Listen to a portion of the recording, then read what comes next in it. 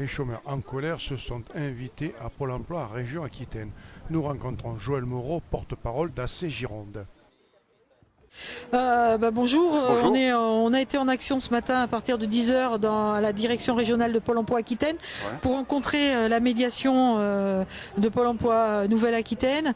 On a été reçu par monsieur Labergerie qui est l'adjoint à monsieur Jean-Claude Buchet, par monsieur Blanchet qui est le directeur administratif financier à Pôle emploi, et par monsieur Sahu qui est aussi détaché de la médiation. Donc on venait les rencontrer parce que nous avons 7 dossiers qui ont reçu un refus de la part de la médiation de Pôle emploi Aquitaine. Sur 7 dossiers, vous avez 3 dossiers, c'est des refus d'allocation pour accéder à une formation. C'est des refus d'AIF par exemple, ou des refus de DIF, de mise en place du DIF, etc. Et sur un dossier, nous avons un dossier, c'est un refus d'aide à la mobilité, alors que la personne est en constitution d'une entreprise d'insertion et culturelle à Mayotte, et donc Pôle emploi dit ah non, de toute façon nous vous aiderons pas à aller rencontrer les institutions là-bas pour mettre en place votre entreprise. Donc c'est quelque peu particulier. Nous avons un autre dossier où les directives de la médiation n'ont pas été suivies d'effet dans les agences. Ça veut dire que le médiateur de Pôle emploi Aquitaine peut donner des directives sur un dossier, les directeurs d'agence ne suivent pas, donc c'est quand même quelque peu particulier. Alors si des directives de la médiation ne sont pas officiellement mises en place, eh bien nous avons pris la décision, et nous l'avons dit à la médiation de Pôle emploi Aquitaine, de se déplacer en nombre dans les agences pour faire appliquer ces directives, parce que nous ne pouvons pas laisser les dossiers comme ça en état.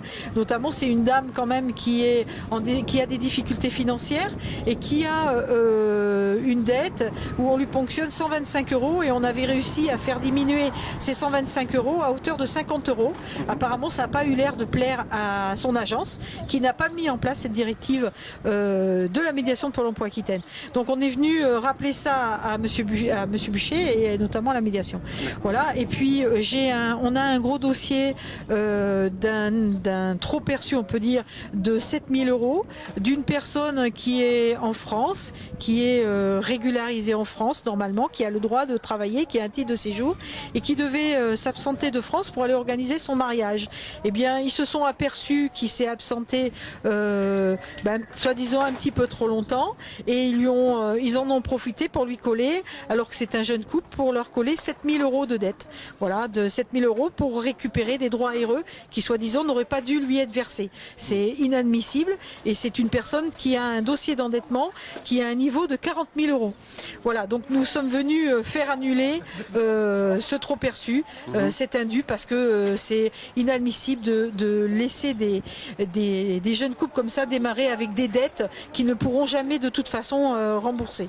Et puis on a un autre dossier aussi où c'est une dame qui a des problèmes pour percevoir son complément d'ASS puisqu'elle travaille.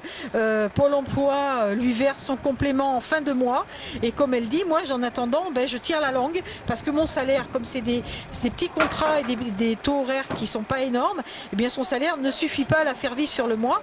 Et là les méthodes de Pôle emploi font qu'elle vit très mal, alors qu'elle pourrait vivre bien avec son complément d'ASS qui n'arrive pas en début de mois. Et donc on est venu demander au Pôle emploi de faire en sorte que son complément d'ASS lui soit versé en début de mois. Voilà, entre autres. Et puis donc vous avez été entendu ? Alors on a été entendu, on aura des réponses, j'espère positives, à la moitié de la semaine prochaine. Si elles ne sont pas positives, nous ferons le nécessaire et nous irons mettre le bazar dans les agences.